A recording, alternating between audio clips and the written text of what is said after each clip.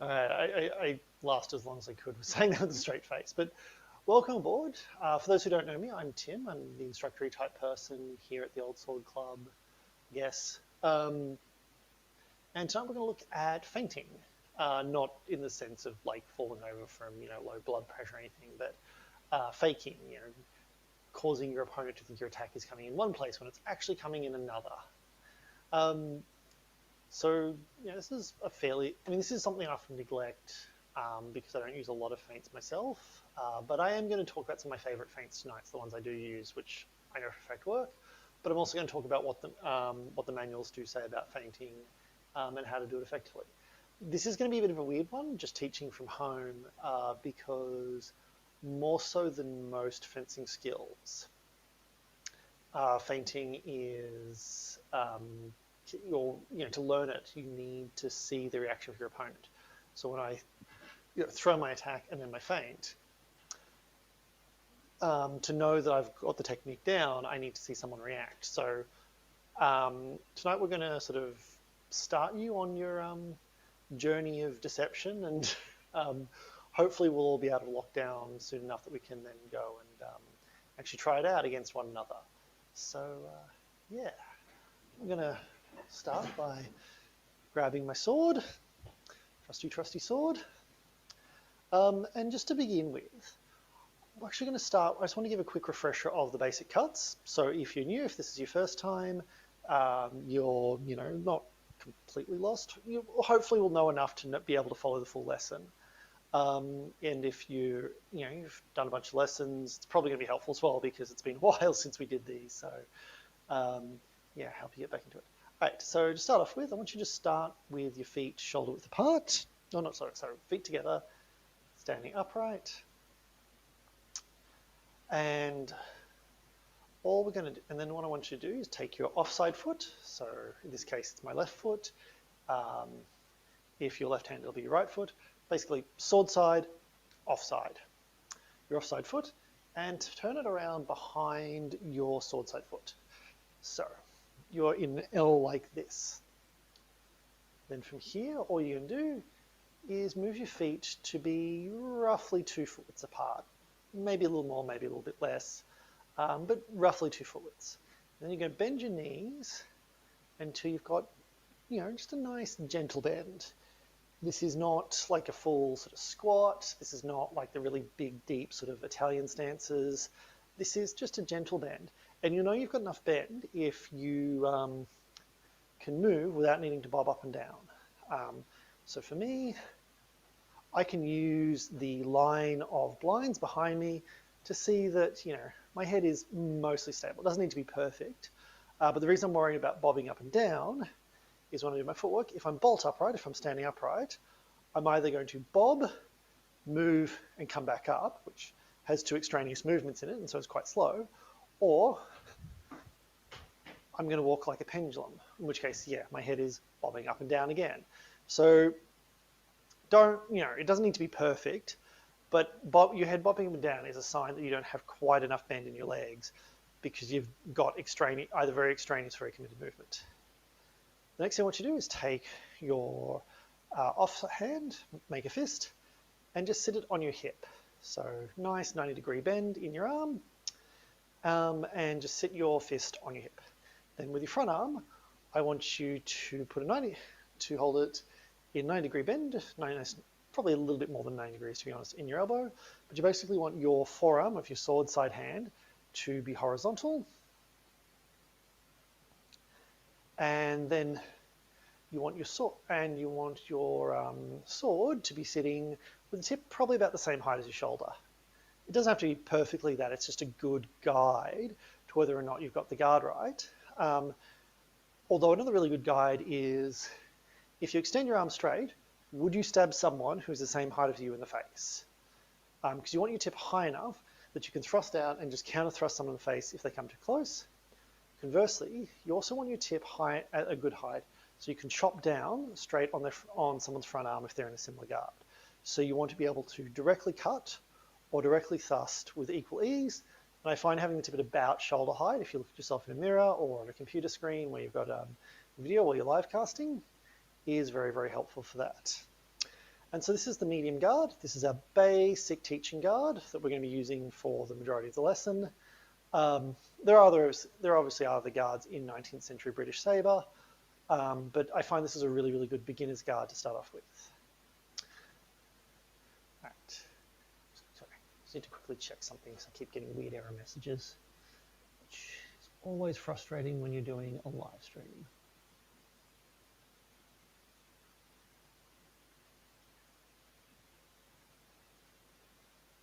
Well, it seems to be okay. All right, so from here, what we're going to do is look at just the basic cuts. So I want you to come on guard in medium guard, and I want you to extend your arm out and hold your sword so it's the blade is 45 degrees pointing away from your sword side. This is the position for cut number 1, and all we do is bring our tip down, and we'll bring it all the way down. Don't just cut to the center, cut all the way down because you're cutting through a body. You turn your hand over, bring it up, and just hold your sword the other way. This is the position for cut 2. You bring your sword all the way down. Then turn your hand over, and you come to the position for cut number 3. Flip your sword up. If you have trouble with this one, because I know some people have trouble getting to all this angle, try either bending your elbow, so rather than having your elbow straight, just bend it a little bit, or pop your shoulder, lift your shoulder up towards your ear.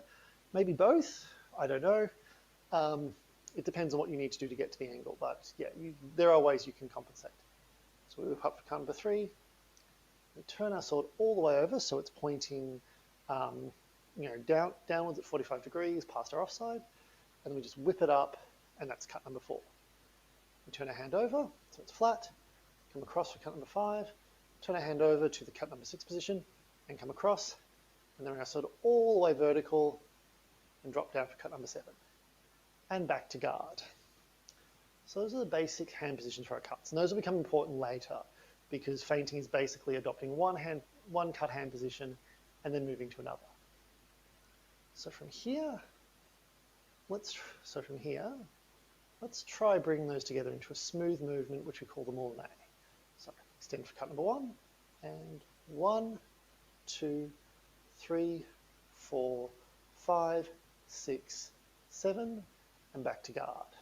And again, 1, 2, 3, 4, 5, 6, 7, and back to guard. And once more for luck, 1, 2, 3, 4, 5, 6, 7, and back to guard.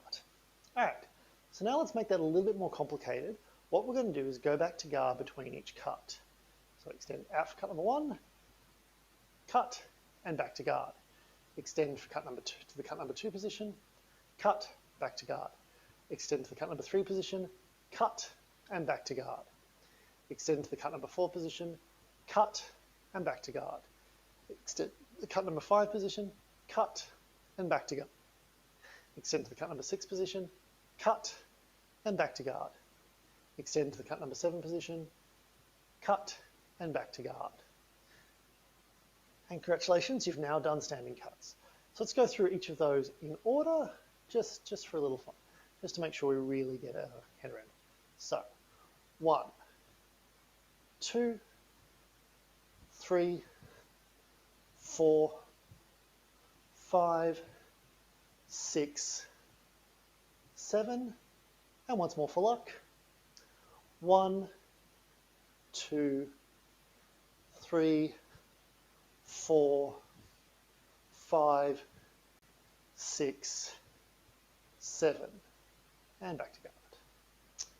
All right, so now let's do something to help you remember what those numbers are.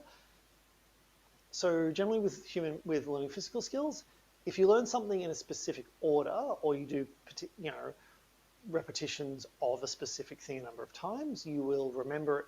It'll go into your short-term memory better and your long-term memory worse.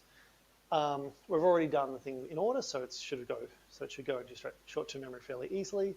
But now what I'm going to do is call cut numbers at random. I am going to do the cut, so you can see what the cut angle is, and just copy that if you need. But that should hopefully help you remember the cuts and the cut angles long after this lesson. So let's begin with cut 4, and back to guard. Cut 1, back to guard. Cut 7, back to guard. Cut 3, back to guard. Cut 2, back to guard. Cut 1, back to guard. Cut 6, back to guard. Cut 1, back to guard. Cut 3, back to guard. Cut 2, back to guard. Cut 4, back to guard. And cut 7, back to guard. Alright, so we've now seen the basic angles of attack, the basic method of, the basic cuts. Now let's look at bringing them together to form feints. So the basic idea with a feint is I stand on guard at my opponent, and let's just start with a simple 1-2 feint. I extend to the cut number 1 position, but before I lunge, before I come forward, I train, or even as I'm coming forward, the timing kind of varies depending on the type of feint you're doing, I switch to the cut number 2 and come in. And the idea is my opponent will react to my cut 1 and parry, and then by the time they see my cut number 2 coming, because they've already committed to the wrong parry, it's going to take, they're not going to be able to get their sword back in time before they get hit, and I'm going to have a chance to hit them. Right. So let's start with the cut with the 1-2 feint, because it is the most basic feint, and but it's also one of the most effective. Like it's fairly easy, it's fairly good, and it's a one that I use from time to time. I used to use it a lot, and then most of the reason I stopped feinting is because I started using this as my go-to opening attack, and to get out of the habit of doing that, I need to get out of the habit of feinting altogether. So let's start with that. So I'll show you from the front first. So 1, 2, lunge, retract. 1, 2, lunge, retract. Just show you that from the side. 1, 2, lunge, retract. 1, 2, lunge, retract. All right. Now let's try and get that a little bit smoother. So I'm just going to call feint, and I want you to follow those steps again, but focus on moving, basically just doing them a bit seamlessly. So let's begin with feint, feint, feint. One thing I actually do as well to make my feint a little bit more obvious is I actually tip my body as well. And this helps me in 2 ways. One is I don't actually have to bring my sword as far over. So I don't have to bring my sword to this angle. I don't have to bring it all the way to a cut number 1 angle. It also means that when I come back, when I bring my body online, I actually can move quicker. The other thing it does is it means that my movement is bigger. My opponent actually sees a bigger, more vigorous movement, and so they're more likely to react to it. Because basically the key to feinting is to make a movement that is both quick and obvious. The problem with that being, of course, that a quick movement is not necessarily an obvious movement, and vice versa. An obvious movement is not necessarily a quick movement. So if I move my body, I've got a quick but very obvious movement that my opponent is going to react to quite vigorously. So let's just try that again a few times. And feint, feint, feint, and feint, and back to guard. Right, so the next thing is feint. Types of feints vary by the type of timing you use. So in foil fencing from the 19th century, they talk about different types of feints, like feints with the flying point, whatnot, where basically the idea is, there's a difference between move to position, then throw your cut, or extend through the 2 positions as you come forward. And which you've got to use really depends on you. I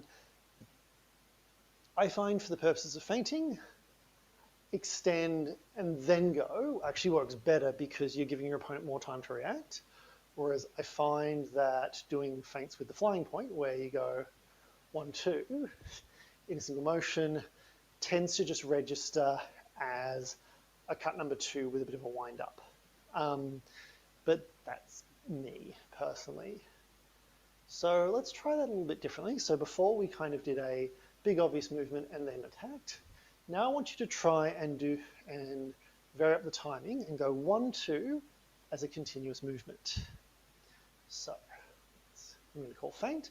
What I want you to do is go 1, and I want you to start lunging as soon as you're extended for the 1, even though you're going to change the angle of attack. So to show you that from the side, I extend and lunge and change my angle. I extend, lunge, and change my angle, as opposed to extend, change my angle, and then lunge. All right, so let's give that a go. Feint, feint, feint, feint, feint, and feint. All right, so those are kind of the 2 variant timings. Which you're going to end up doing depends for you. As you get more and more advanced in your fencing, you're going to start using both a little bit, depending on what your opponent does. Particularly if you're the sort of fencer who has a very, very sneaky and treacherous game. But you know, like right now, what I really want people to focus on, if you've not got if you don't already know which feint is for you, I want you to pick whichever one you find more comfortable and do that. Because right now my goal is just to get you to being a good fencer. And then once you're already, a competent and good fencer, then you can experiment with variation. There's very, very little point in front-loading yourself with a whole heap of different techniques, especially if those techniques are quite similar, but not the same. You're better off becoming functional in, half a dozen to a dozen techniques, and then expanding from there. All right, so now I'm going to grab a quick drink of water because I am a little parched.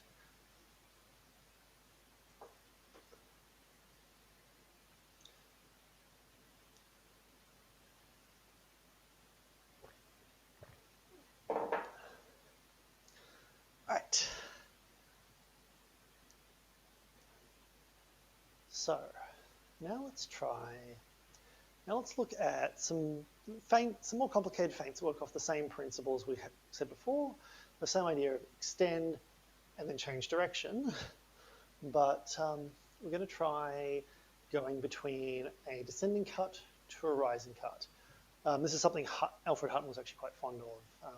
When he describes feints, he says basically you can feint between any 2 cuts, but he gives a list of about 6 that he likes the best. The ones that are consistent across both Cold Steel and the Swordsman are, he likes extend to a descending cut, either a cut 1 or a cut 2, and then switching through to a rising cut. And this is usually done at the hand or sword arm when your opponent goes to parries. You actually cut them, which is also quite good because it means you can hit a more extended target, which keeps you a bit safer.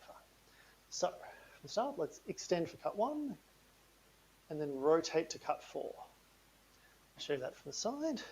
Extend to cut 1, then I rotate for cut 4. Extend for cut 1, rotate for cut 4. Extend for cut 1, rotate for cut 4.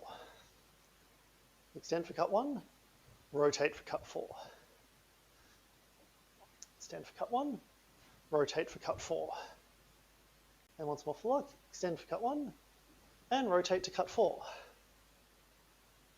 All right. So now let's look at doing that on the opposite side.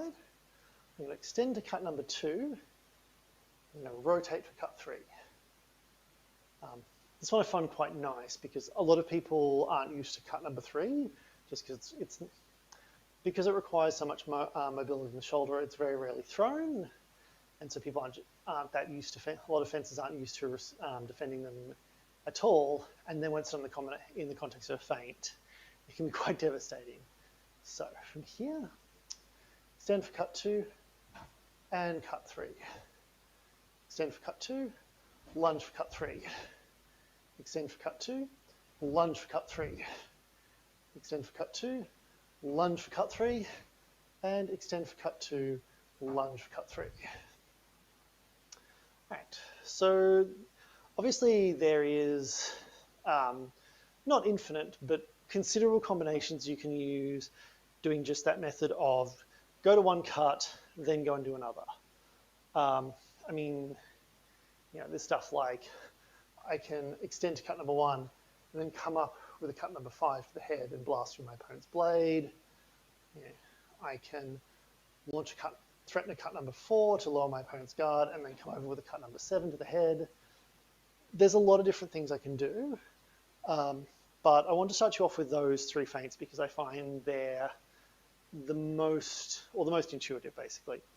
And then from there, in your own time, you can experiment with more obtuse combinations. One thing I will say is that the less common the feint combination, the more likely it is it's going to work just because your opponent won't expect it. But also the harder it is to pull off. So, we've got COVID, we've got all the lockdown to practice. So who knows, you might come out of lockdown with, an absolutely devastating unorthodox feint. All right. So now we're going to look at a slightly different means of feinting this is probably the means of feinting I use the most since I stopped doing most of the more traditional feints. And this is I cut low out of distance to basically bait my opponent to parry low and then come in. This works really, really well if you've got someone who likes to chase your sword. So you might be fencing with someone and you might notice that if you just poke your sword out, they'll immediately react to follow. And if you poke it wide, so if you imagine you're standing right in front of me, my sword is over here, so my tip is not actually coming at you. If you have an opponent that will follow that, this feint works really, really well. Especially like a lot of people who like to seek the bind will tend to follow a sword because they want contact. And because you've already initiated, there's a fairly good chance that if they follow, you'll be faster. So what I do is I throw a cut number 1 low. So basically I extend, I throw my cut low. I don't advance at this point because if I move forward, then I'm putting my wrist and my arm in distance of an attack. And then when my opponent reacts, I basically moulinet around, if you remember, 1-2 moulinet. I moulinet around and come in. Usually I go with the cut number 2, but you can do any descending cut. So you could come in 1 and then throw another cut number 1 to come in the same angle. You could throw, go low and come in with a cut number 7 to the head. I just find the 1-2 the most intuitive for me. But as long as it is another descending cut done in a lunge, it works well. So the method for this is extend, drop, cut. Extend, drop, cut. Extend, drop, cut. Extend, drop, cut. It's very, very important that you don't just extend to the dropped position because your opponent will see that and register that as you just sticking your sword out low. Whereas if you extend to full height and then start moving down, your opponent will start following. And even experienced fencers will register that as you attempting to feint high and then come in at the leg. It's double beautiful when people think that's what you're doing and reflexively slip and countercut only for you to then countercut them. So practice a few more times. Extend, drop, cut. Extend, drop, cut. Extend, drop, cut. Extend, drop, cut. And notice the other thing, when I drop, I'm bringing my sword really low. The reason for that is actually distance control. I don't want to be out like this because my opponent will have a direct line to my wrist. What I want is to be down here so that I know my hand is, it's about the same distance from my opponent as my leg or as anything else. Or, as other kind of more distant targets. Like if my opponent wants to countercut me, they're going to have to come forward, which if they're slipping because they think I'm doing a leg cut, they're going to be doing the opposite of. So extend, drop, cut. Extend, drop, cut. Once from up, fluck, extend, drop, cut. All right, so I'm going to take a quick drink.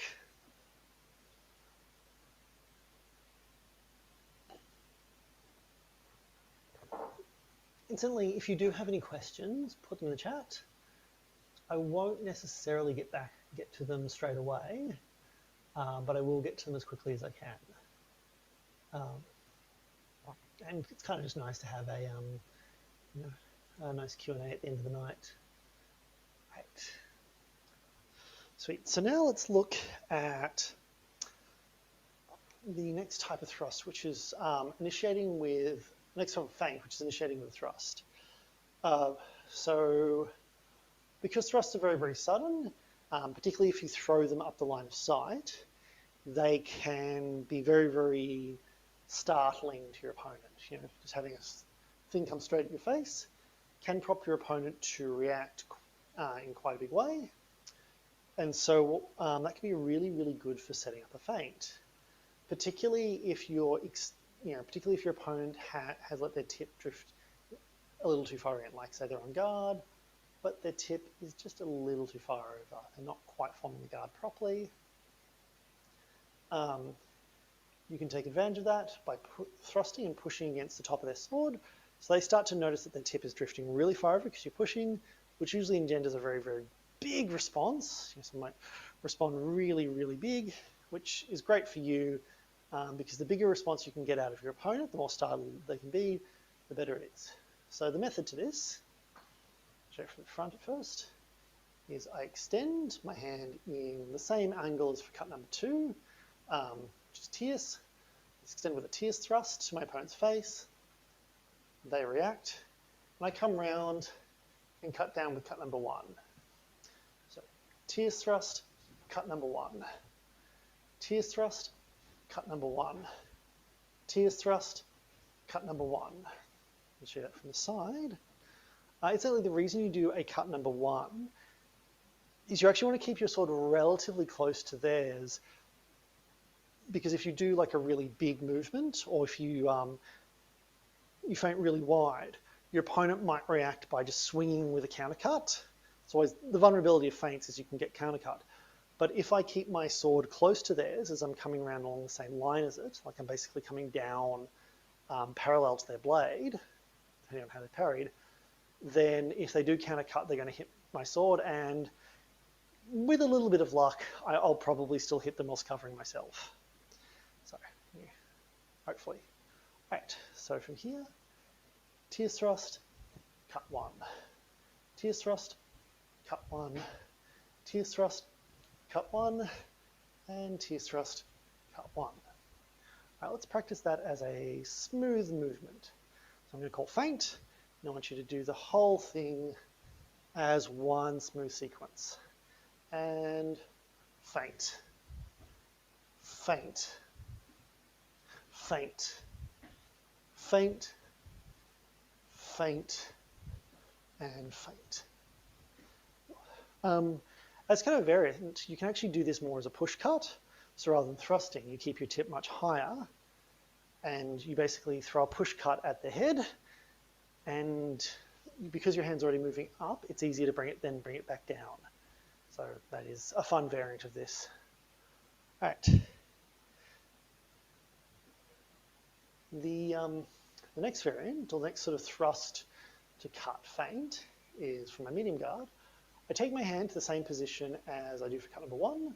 So this is the position of cut, extend, and then when my opponent reacts, I rotate around and I hit them with a rising cut on the arm. So what I'm trying to do is get my opponent to a big kind of cut parry, preferably like a really big wide one. And I want to get this, I basically want to be able to see as much of this forearm from my perspective front on as I can. So from here, you can't see very much of my forearm. You can probably see a little bit, not. From here, you can see a lot. You can see a reasonable amount of my forearm. From here, you can see even more of my forearm. And I'll get my opponent to get their hand over as much as they can, because that's how I then attack their arm. And the other advantage of this feint is because you're attacking a forward target, you only use a very small footwork. You don't actually need a full lunge. You can just come about 1 foot width forward and a bit of lean to hit them. So it can be done very, very with a lot of speed. So to show you that, from first to the front, extend, cut, extend, cut, extend, cut, extend, cut, extend, cut, extend, cut, show from the side, extend, cut, extend, cut, extend, cut, and extend, cut. I find this is a really, really good feint if you've got someone who is is quite vigorous again. This is a really good fight against particularly timid opponents who will jerk their hands over. But it's also just kind of a really good. It's also really good against people who aren't used to rising cuts. I mean, like, there are plenty of fencers I've met who just don't throw rising cuts. And even actually in the 19th century, there are systems of fence, military systems of fence, that didn't have any rising cuts. So if you think of William Toohey, he had 4 cuts in his system rather than the traditional 7. Was 1 and 2 were the same, but then his 3 and his 4 were both horizontal. He didn't throw any rising cuts. So being able to feint to a rising cut can be quite effective just because people aren't used to it, which I used to spam these because they were so effective. I could just line people up with them semi-frequently. And then eventually people got wise to it, so it stopped working so well, but it's still a good tactic if you don't overuse it and ruin it. Right, so let's look at the final feint of the night, which is using the false edge. So I don't want to ever very rarely do I want to throw like that, because dropping my tip is giving my opponent an invitation to come in, and also I'm not covered at the time. What I instead want to do is thrust. I can do it from either position, depending on, so I want to thrust in cart if my opponent is engaged on my inside. So if they're on this side of my sword, I want to thrust in cart. If they're on the outside, so if they're on this side of my sword, I want to thrust in tierce. And then what I do, I just whip my sword up and come around. Tierce, come around. Cart, come around. You can go either way. In fact, I find it's probably a bit more comfortable from tierce to go this way. Whereas cart, more comfortable to go this way. And the idea is basically the same. I'm coming up under the arm, but this works a little bit better because I've got this angle. Like if you see my tip, my tip is basically able to sneak around something that's sitting here, whereas with a true edge cut, I can't. I'm going to intersect stuff. So this can be a very, very deceptive feint. So start with tierce. So extend into tierce and feint. Extend into tierce, feint. Extend into tierce, feint. Extend into tierce and feint. And extend into tierce, feint. And one thing as well is this tends to be a bigger motion when you could reasonably just do that, like just drop to here and come back up. The reason this tends to be a bigger motion is I find it tends to draw your opponent up and also helps get around their sword. I find, if you've got better blade control than me, you might find that you can do a small disengage and come back up. And if you're stronger than me, you probably have a bit of power with it, enough power with it as well. But I tend to find extend and throw really big tends to work better. I also find that having a bigger movement engenders a bigger response from my opponent. So even if they parry the feint, they're going to make a very, very dedicated parry, which makes it harder for them to riposte, which I like. I like making things difficult for my opponents. All right, so let's try that on the other side. So extending cart and feint. Extend cart and feint. Extend cart and feint.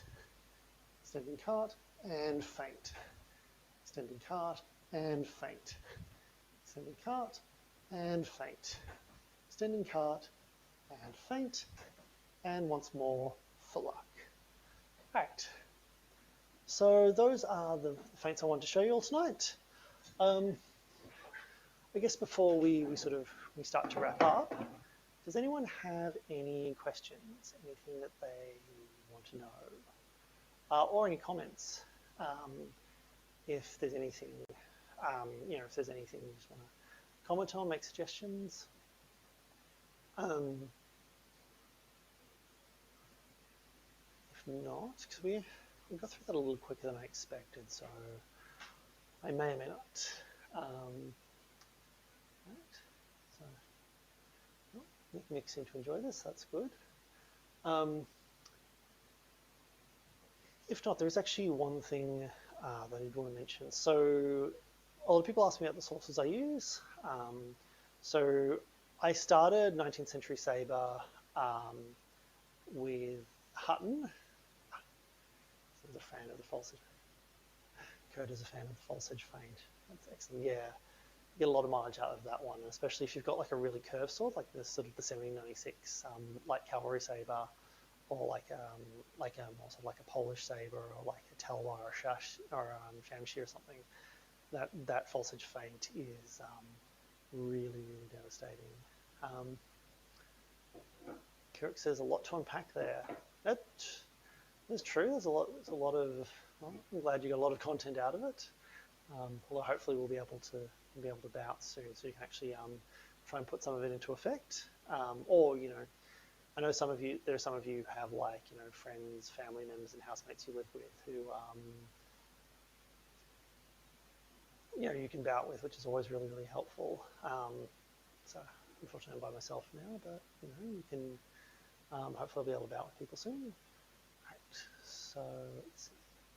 Mikkel, so would you add to the false edge feint and continue on?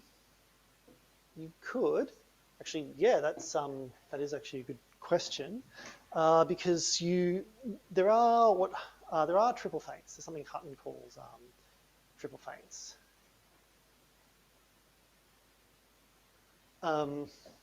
So what you do, the idea being is, I feint one direction, I feint to the other, and then I throw a third. I find that with these, most opponents tend to react by just counter-cutting straight down the middle, which tends to choke everything up.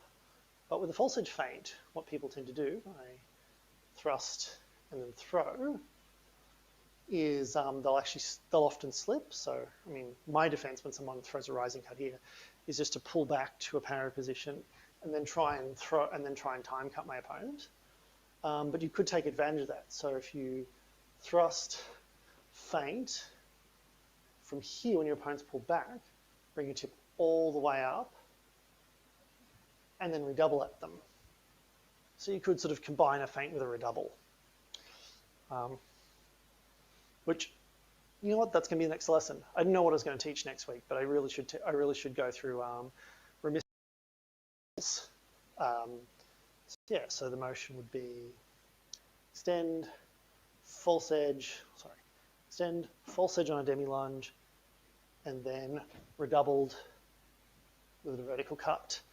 And what I would recommend is coming in, depending on where your opponent pulls back to, try and make your cut parallel with their sword so that you're covered by the shell. So if your opponent comes back to like a high tierce guard, you want your sword to be traveling down this angle. So you'd be throwing you'd be throwing a cut number 2. If they come back to like a high cart guard, you're throwing a cut number 1, so that you're coming down. You'd be throwing a cut number 2, so you're coming down along this angle. So that way, if they throw back, your sword's already there to protect you. And if you've got the other thing as well is if you've got an opponent who runs, this is going to be really beautiful. If you've got someone who just keeps backing up, is you can extend, lunge to get them to back up, and then bring your back foot forward, and throw the cut at them once they're committed. In fact, and a lot of people who back up as well, or if you've got somebody who really backs, like someone who just back runs, you can thrust on the lunge, redress with the false edge cut, so you're getting them to react, and then throw again once you've gotten that big reaction out of them, because the arm is an extended target, so you can hopefully hit them. So yeah, I'm hoping that answers your question, Mick, or at least gives you some really cool devious stuff to do.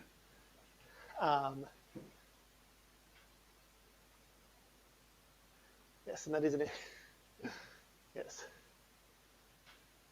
that is an NBN router. So hopefully the reception is a little bit better, because yeah, I got internet just today. I'm glad that clears things up. All right. So let's see. So once again, may I see the second to last feint one more time, the one with the upward cut, which you said you use a lot. Oh, yeah. So was that? Oh, was that this? So you extend and then rotate to the arm. So the idea is basically I come to a cut number 2 position and then just bring my sword all the way around. And this, I mean, this can be particularly good because it can prompt your opponent to extend, and you can extend for a parry and you can take their arm. This is especially good if you've got someone who likes to do these kind of very, very tight, extended kind of broadswording parries. They've got a big basket at the hilt they can use as a buckler. Extend, and just come around. I'll show you that again in context. Extend and come round. Extend, and just drop my tip in a big mornay backwards and come up. I don't know if that was the one you meant, or by the one I use a lot.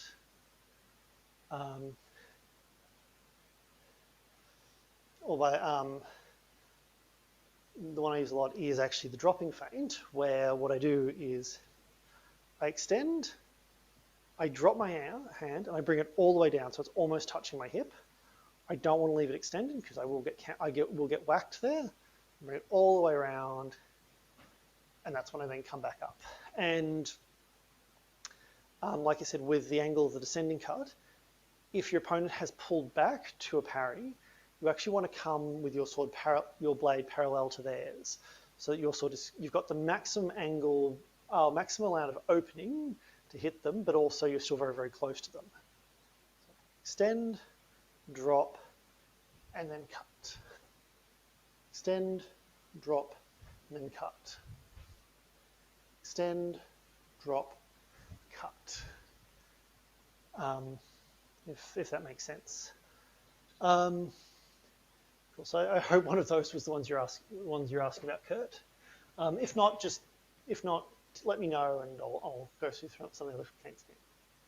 Right. So, and then Tony wants to know. I'm going to show the feint tonight, but when you're feinting with the false edge outside, just take the horizontal cut as your opponent opens up.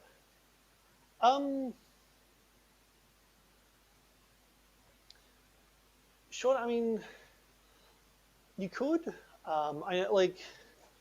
So I mean, a friend of mine actually was first time I did any kind of course or lesson on Hut and Sabre.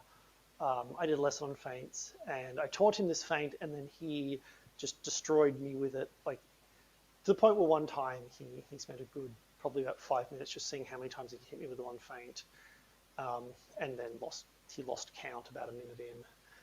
But what he would do is he'd extend and then just come straight down vertically.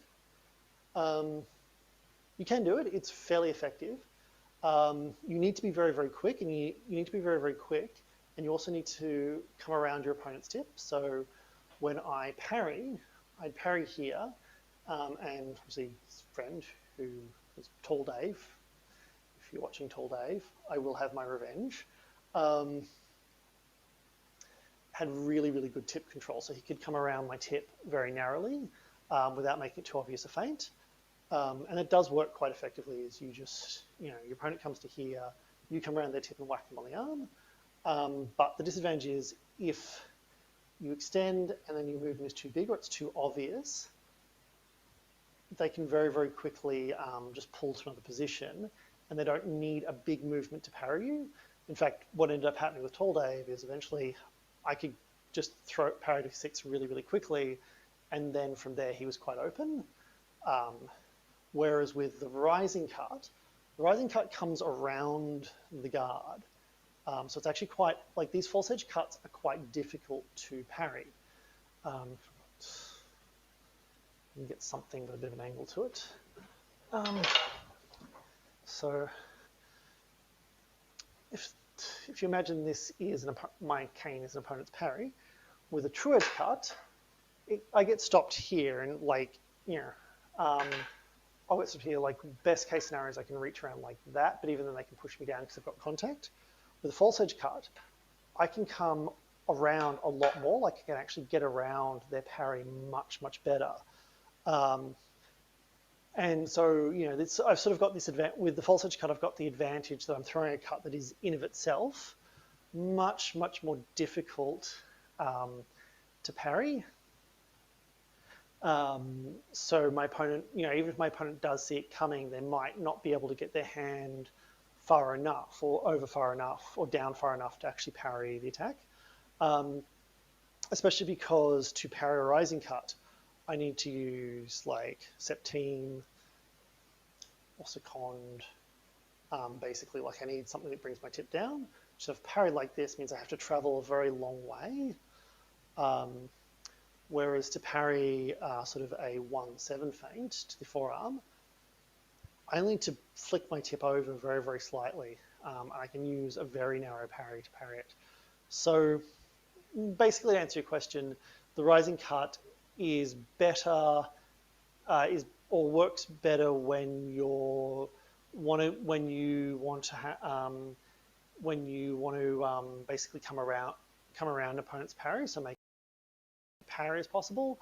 Whereas the 1-7, like just dropping straight down, gives the means that you'll have a very, very quick, very sharp feint. So yeah, it's sort of different applications. The other thing as well is throwing a 1-7 feint. Once you've thrown the 7, you're basically needing to recover to the defensive. Whereas, as I showed before, with the rising cut, from here, I can keep, if my opponent reacts by slipping, by retracting, which is often the best defense against a rising cut, I can just redouble. I can come back at them with another attack. I basically can retain initiative, which is quite useful as well. And the other thing as well, and even if I just come back to my guard, the fact that my opponent has slipped, has moved backwards, means that to then attack me, they're going to have to come from further away, which gives me more time to react.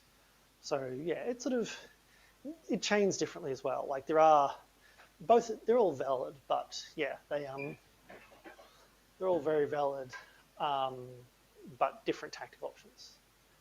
So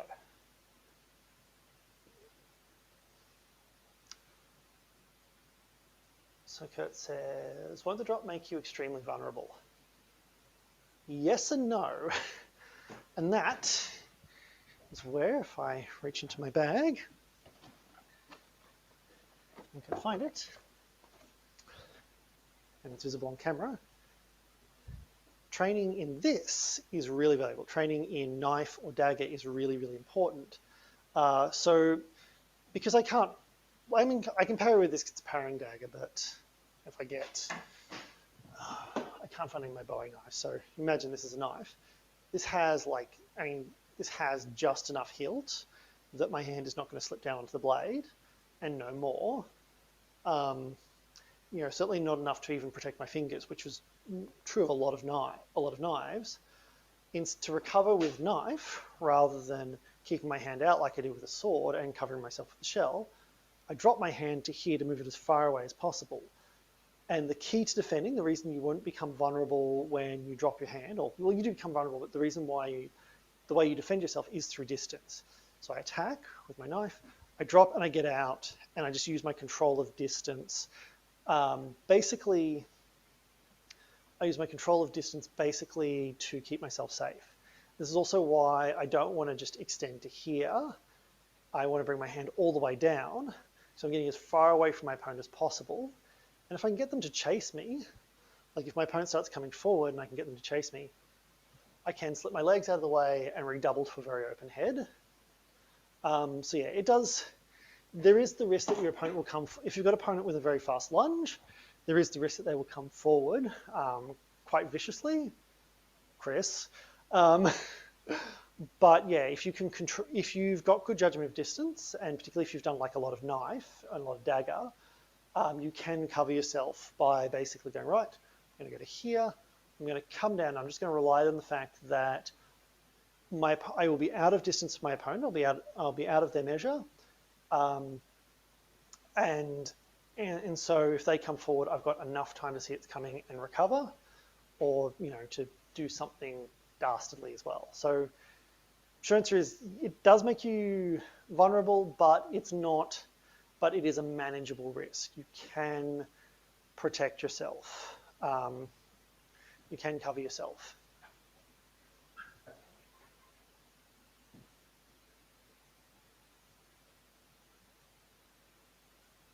Right. Cool. Thank you, Tony. Yeah, I'm glad you like the false edge parry. And yeah, look, that's also kind of a thing as well. In a lot of cases, just finding. I try and give people a lot of options in terms of their what they do for feints and how they approach attacks and stuff, because they and that way they can then sort of choose the ones that they find the most intuitive. Because I think front loading someone with a whole heap of techniques and expecting them to learn them all at an equal rate is a really, really bad way to train. What you're better off doing is giving someone a few different options for like a bunch of different options techniques, and then just letting them use the ones they find most intuitive until they're a good fencer. And then when someone is a good fencer, it's actually when someone understands distance and the pace and the cadence of a fight, it's a lot easier to teach them new techniques. And this is a thing I've known from, I really believe is it's easier to teach an experienced fencer new techniques than it is to teach someone like a new fencer. Depending on your teaching style. I know there's a lot of people who disagree with that, who like raw beginners who don't have fencing habits, but I find that my teaching style is very, very good for amending fencing habits or expanding fencing knowledge. So yeah, I much prefer to train people who already get people, able to be competitive in bouting as quickly as possible, and then expand from there. So, Curtis, what knife system or what system do you train for knife? Short answer to that is 19th century knife fighting or 19th century dagger. So Alfred Hutton, who's one of the principal sabre sources, one night I didn't actually bring my books out because I didn't think I'd need them. I actually need them. But yeah, Hutton is Hutton not only had a sabre system, he also had a knife system, which it's basically sabre but with it uses the same vocabulary and same terminology, but because the knife is a very different weapon, there's a bunch of stuff you need to do differently. And I recommend you train in that because the footwork is not identical, but it is similar enough in that the types of footwork you use are the same, like the actual footwork techniques are the same, but the ones that you use are like the rate of use is different. So you don't do full lunges near as much. You do a lot more demi lunges, and you do a lot more sort of gathers and slips with knife than you would with saber. And the cuts work fairly similar, if not the same. Parrying is like very much a sometimes it's very hard to parry with a knife. But yeah, it is a really good system. I will do another video on it soonish. I've got a few guest speakers that I've been lining up, so I'm going to try and do the guest lessons first, and then I'll do another knife video or another knife lesson. yeah, just in the meantime, if you want to grab yourself a copy of Cold Steel and have a read through, yeah, that's good as well.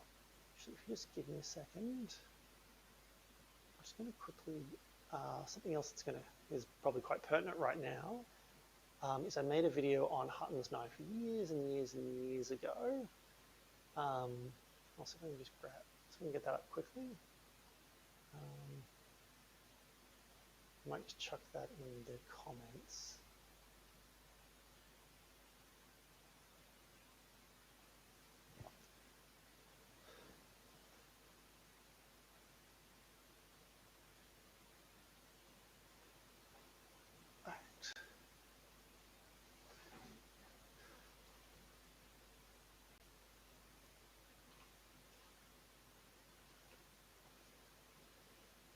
Alright, so yeah, I'll just chuck that in.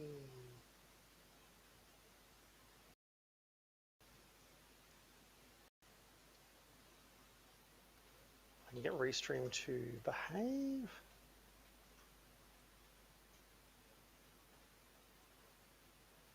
There we go.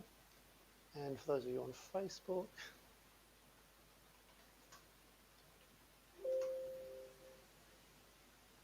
as well.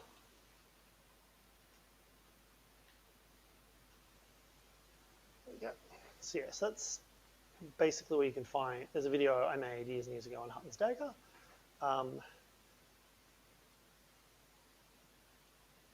So yeah, and so Kiripo's, wouldn't any system from Hutton be epee repackaged? Short answer is no. Hutton did have an epee system, but Hutton's epee is basically reconfigured foil. So Hutton was actually a massive foil, was really into foil. He was a big foil fencer. This is something a lot of people don't realize because we associate him with sabre because that's what he wrote most of his manuals on. But the Alfred Hutton Cup is a trophy, is a prize, and a competition, a women's foil competition over in the UK, because Hutton was also really big into foil, and that's French foils actually was probably a slightly bigger influence on Hutton's sabre system than he lets on. Although Hutton's sabre is very, very British, Angelo descended, lineage traceable all the way back to the back sorting and single sticking days of the 17th century kind of sabre, but he added some bits from French foil, and also from Italian sabre, although he's not very clear about which manuals and methods of Italian sabre he's adding from. But then again, he also is a bit shy about admitting how much French foil influence there is, although it's mostly the stance, to be honest. But yeah, so Hutton's system, his sabre is British sabre that is descended from British backsword tradition sabre. His foil is French, he's got little bits of Italian influence. Hutton believed quite passionately that Hutton believed quite passionately that it was perfectly okay to take the good from any system. Like, he was not a purist by any stretch, and he actually, when the British were updating their fencing, and they were considering whether to wholesale adopt either French or Italian fencing, because they wanted something very modern. Hutton's initial response is, well, why don't you just take the best elements of both? Just get them both together, get the best elements of both, and bam. And then he's like, yeah, but actually, British sabre is really, really good. Why wouldn't you just take British sabre from back when it was good and then modernize it by bringing in little bits and pieces of Italian, which is what he did in Cold Steel. And of course, what he ends up with is, especially if you read the techniques he advocates, it's very, very, mildly evolved 1845 Angelo sabre. And then he's actually, the other thing about his dagger, interestingly enough, is he also takes a lot of Italian influence, but from Renaissance Italy, from Marozzo. He gets a lot of ideas from there. although I find that like the Morozoi stuff in his dagger system only really works if you've got like a big kind of Mangaushi fencing dagger, like a Renaissance era dagger. Whereas if you use it with a Bowie knife or like sorts of soldiers' knives of the period, it doesn't. The stuff that works is the stuff that tends to work tends to be the stuff that is more or less an import from sabre rather than from Italian dagger or Italian Renaissance era dagger. But yeah, no, Hutton's very eclectic in what he does. I think, and I think a lot of like modern Hina historiography that can be very, very nationalist. See schools of fencing as national kind of negates a lot of the nuance of the nuance of particularly like Hutton's work, which given that Hutton was very, very he was a bit pro-empire and a bit, I'll say, patriotic. I don't think he wasn't like he wasn't as full-blown nationalistic as even a lot of contemporaries, but he very much championed British or the readoption of backsword descended British sabre. But yeah, at the same time, he's also very, very keen to point out that he's got a lot of foreign influences. So yeah, interesting kind of thing. Anyway, speaking of, should probably wrap up for the night unless there's any more questions. But yeah, thank you for coming. So from here, if you want to hear me ramble more about history, I'm actually going to jump on to our Discord in a couple of minutes. And just and kind of talk more about history from there, or just whatever else he wants to talk about. It's mainly just there to be social and just unwind for the evening. Yeah, so but yeah, and so I'll just post a link for that as soon as my computer decides to actually load. As people point out, I do have new internet, so I'm no longer relying on my phone. Although I do apologise. I was going to make a lot of 4G joke or 5G jokes because I got my vaccination. I got my first shot of AstraZeneca vaccination the other day, and I completely forgot. And I mean, it's probably too late to make catboy jokes as well. But anyway. We will be on Zoom. I will be there. I think Mick's not going to be there, but I'm very strong feeling that Kirak will be. So there'll be at least two of us. And the other thing as well is if you can contribute to our running costs, that would be really appreciated. So we do have some small running costs even in lockdown, and we also are going to need to be spending quite a bit of money to start back up when lockdown ends. Or when COVID ends, hopefully before the end of the year. I'd actually hoped to. At the start of the year, I thought I'd be back doing physical lessons by now, but alas, no. But yeah, we are going to need to cover like hall hire and deposits. So if you can send some money our way, that would be great. But otherwise, yeah, I'll see you next week. So I'll post in the event what we're doing next week, probably tomorrow morning. Right now, unless someone changes my mind in the Zoom chat, we'll probably be looking at redoubles and remisses, and then I'll try and key up a knife lesson for a bit further down the track. So yeah, thank you everyone. I hope you enjoyed the lesson, and I will be seeing you in Zoom.